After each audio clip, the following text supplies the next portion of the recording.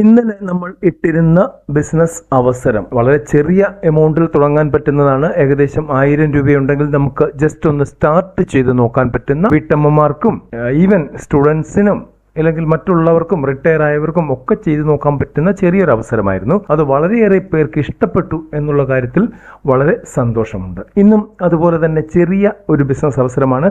1000 രൂപ നിങ്ങളുടെ കയ്യിലുണ്ടെങ്കിൽ തീർച്ചയായിട്ടും നിങ്ങൾക്കിതൊന്ന് ട്രൈ ചെയ്ത് നോക്കാം. ട്രൈ ചെയ്ത് നോക്കി നിങ്ങൾ വിജയിക്കും.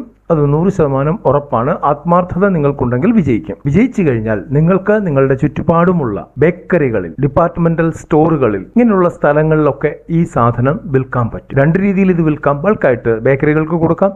അതുകൂടാതെ പാക്ക് ചെയ്ത് ഡിപ്പാർട്ട്മെന്റൽ സ്റ്റോറുകൾ, അങ്ങനെയുള്ള സ്റ്റോറുകൾക്കും കൊടുക്കാൻ പറ്റും. അപ്പോൾ ചെറിയ ബിസിനസ് ആണ്. ചെറിയ എമൗണ്ട് ഇതിന് മുതൽ മുടക്കായിട്ട് വരുന്നുള്ളൂ. എന്നാൽ ശ്രദ്ധിക്കേണ്ട ഒരു കാര്യം, നമ്മൾ സെർട്ടൻ ലൈസൻസുകൾ ഇതിനാവശ്യമുണ്ട്.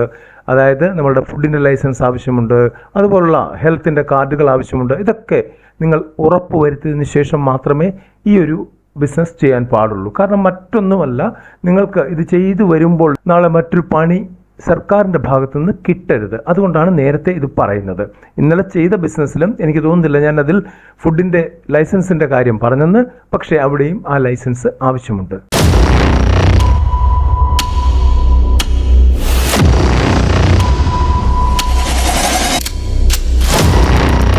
നമ്മൾ ചെറിയ ബിസിനസ്സുകളെ കുറിച്ചാണ് ഈ ചാനലിൽ പറയാറുള്ളത്. വളരെ ചെറിയ എമൗണ്ടിൽ തുടങ്ങാൻ പറ്റുന്ന എന്നാൽ നല്ല ലാഭം കിട്ടുന്ന ബിസിനസ്സുകളാണ് പറയാറുള്ളത്. പലരും കേട്ടിട്ട് പോകുന്നതല്ലാതെ ഒന്ന് ട്രൈ ചെയ്യാൻ പോലും ശ്രമിക്കാറില്ല. എന്നിട്ട് കുറ്റം പറയുന്നതുകൊണ്ട് ഒരു കാര്യവുമില്ല. കുറ്റം പറയുന്നവർ പറഞ്ഞുകൊണ്ടേയിരിക്കും.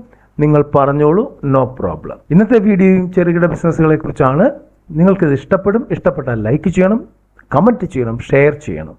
നിങ്ങൾ ഏത് സ്ഥലത്ത് നിന്നാണ് ഇത് കാണുന്നത്, അതായത് നിങ്ങളുടെ ഡിസ്ട്രിക്റ്റ് ഇല്ലെങ്കിൽ സ്ഥലം ഏതാണ് എന്ന് ഒന്ന് കുറിക്കുകയാണെങ്കിൽ, കമൻറ്റ് ബോക്സിൽ കുറിക്കുകയാണെങ്കിൽ ഞങ്ങൾക്ക് മനസ്സിലാകും ഞങ്ങളുടെ ഓഡിയൻസ് എവിടെയൊക്കെ ഉണ്ട് എന്നുള്ള കാര്യം. തീർച്ചയായിട്ടും നിങ്ങളത് കുറിക്കണം. കൂടാതെ ചാനലിൽ ആദ്യമാണെങ്കിൽ സബ്സ്ക്രൈബ് ചെയ്ത് ബെൽ ബട്ടൺ അമർത്തി ഓൾ എന്ന് പ്രസ് ചെയ്ത് കഴിഞ്ഞാൽ ഞങ്ങളുടെ ഇത്തരത്തിലുള്ള വീഡിയോകൾ നിങ്ങൾക്ക് അതാത് സമയത്ത് ലഭിക്കും. നമുക്ക് കാര്യത്തിലേക്ക് കടക്കാം. ഇന്ന് നമ്മൾ ഉണ്ടാക്കാൻ പോകുന്നത് ഗുലാബ് ജാമുൻ ആണ്. ഗുലാബ് ജാമുനെ കുറിച്ച് കേൾക്കാത്ത ആളുകൾ കുറവായിരിക്കും, കഴിച്ചിട്ടുള്ളവരും കുറവായിരിക്കും. എന്നാൽ ഇതൊരു നല്ല ഫുഡ് ഐറ്റം ആണ്.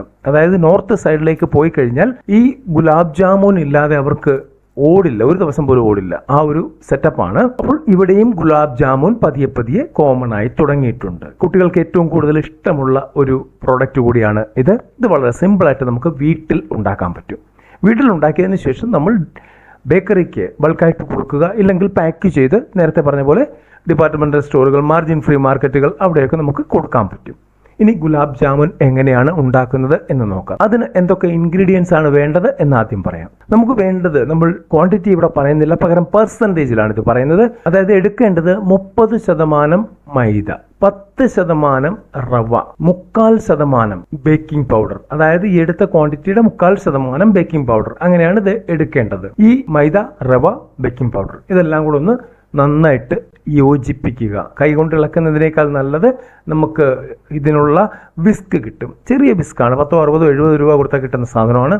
അതുകൊണ്ട് നന്നായിട്ട് യോജിപ്പിച്ചാൽ വളരെ പെട്ടെന്ന് അത് മിക്സ് ആകുന്നതാണ്. ഇനി ഈ മിശ്രിതത്തെ വെള്ളമൊഴിച്ച് നന്നായിട്ട് കുഴയ്ക്കണം. നന്നായിട്ട് കുഴച്ച് നമ്മൾ ചെറിയ ഉരുളകളാക്കണം. അതായത് ഒരു 10 gram, maximum two maximum 10 gram വരുന്ന ചെറിയ ഉരുളകളാക്കണം. നിങ്ങൾ ഗുലാബ് ജാമുൻ കഴിച്ചിട്ടുണ്ടെങ്കിൽ നിങ്ങൾക്കറിയാം അത് എത്ര വലിപ്പമുണ്ട് എന്നുള്ളത്. ഇനി ഇതങ്ങോട്ട് മാറ്റിവെക്കുക. മാറ്റിവെച്ചതിന് ശേഷം പഞ്ചസാര ലായനി തയ്യാറാക്കണം. ആ പഞ്ചസാര ലായനി തയ്യാറാക്കുമ്പോൾ നമുക്ക് പഞ്ചസാര എടുക്കുന്നത് എത്ര ശതമാനം മൈദ എടുത്തോ അതിൽ അല്പം കൂടുതൽ പഞ്ചസാര എടുക്കണം. അതിന്റെ കൂടെ അതിന് അനുയോജ്യമായിട്ടുള്ള വെള്ളം ചേർത്ത് അതിന്റെ ലായനി നമുക്ക് തയ്യാറാക്കാം. ഇവിടെ ചെയ്യേണ്ട ഒരു കാര്യം കൂടെയുണ്ട്.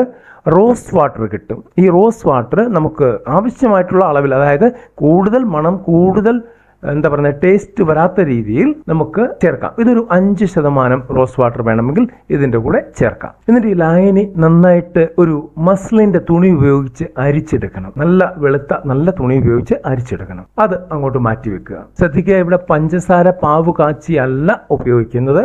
നിങ്ങൾ അങ്ങനെ ചെയ്തു കഴിഞ്ഞാൽ കട്ട പിടിക്കും. ഓക്കെ, ഇനി എന്താ ചെയ്യേണ്ടത്? നമുക്ക് ചട്ടിയിൽ എണ്ണ ചൂടാക്കണം.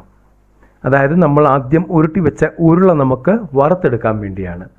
ഈ ഉരുളകൾ നമ്മൾ ഏതാണ്ട് ബ്രൗൺ നിറമാകുന്നത് വരെ നെയ്യിൽ ഇല്ലെങ്കിൽ എണ്ണയിൽ വറുത്തെടുക്കുക. നിങ്ങളുടെ ഇഷ്ടം പോലെ നിങ്ങൾക്ക് ചെയ്യാം. നെയ്യിലാണെങ്കിൽ ടേസ്റ്റ് കൂടും, എണ്ണയിലാണെങ്കിൽ അല്പം ടേസ്റ്റ് കുറവായിരിക്കും. നമുക്ക് എപ്പോഴും നമ്മൾ ഒരു ബിസിനസ്സിന് വേണ്ടി ചെയ്യുമ്പോൾ വില നല്ലതായിട്ട് കിട്ടുകയാണെങ്കിൽ നെയ്യിൽ തന്നെ കൊടുക്കാം, ഇനി അതല്ലെങ്കിൽ എണ്ണയിൽ കൊടുക്കുക.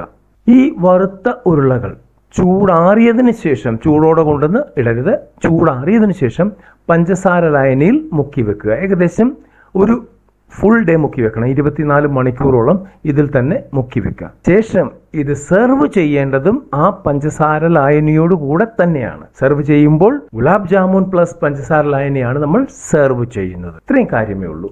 ഇത് നമുക്ക് എങ്ങനെ സെർവ് ചെയ്യാം എന്ന് നോക്കാം. നമുക്ക് വലിയ കണ്ടെയ്നറിൽ വേണമെങ്കിൽ 1 ലിറ്റർ, 2 ലിറ്റർ, 5 ലിറ്റർ അങ്ങനെ, ഇല്ലെങ്കിൽ എണ്ണത്തിന് നമുക്ക് സെർവ് ചെയ്യാം ബേക്കറികൾക്കൊക്കെ. അതായത് അവിടെ ഉണ്ടാക്കിക്കൊണ്ട് കൊടുത്തു കഴിഞ്ഞാൽ അവരത് വീണ്ടും അവിടുന്ന് സെർവ് ചെയ്യാനുള്ള സംവിധാനം അവർക്കുണ്ടായിരിക്കണം. 2, നമുക്ക് 4 ഗുലാബ് ജാമുൻ നമ്മളുടെ ലേബലും കാര്യങ്ങളും ഒക്കെ ഒട്ടിച്ച് സീൽ ചെയ്ത് അങ്ങനെയും വിൽപ്പനയ്ക്ക് വെക്കാം. ഇതെല്ലാം ആദ്യം നിങ്ങൾ ചെയ്യേണ്ടത് നിങ്ങളുടെ മാർക്കറ്റിൽ ഒന്ന് സ്റ്റഡി ചെയ്യുക. എവിടെയെങ്കിലും ഗുലാബ് ജാമുൻ ഏതെങ്കിലും ബേക്കറിയിൽ കിട്ടുന്നുണ്ടോ എന്ന് നോക്കുക. കിട്ടുന്നുണ്ടെങ്കിൽ എന്ത് വിലയ്ക്കാണ് അവർ കൊടുക്കുന്നത് വാങ്ങിക്കണം. ആദ്യം 2 വാങ്ങിക്കുക, അത് വാങ്ങി കഴിക്കുക, കഴിച്ചിട്ട് നോക്കുക എങ്ങനെയുണ്ട്, ടേസ്റ്റും കാര്യങ്ങളൊക്കെ എങ്ങനെയുണ്ട്, പിന്നെ എന്താണ് വില എന്നുള്ളത് നോക്കുക.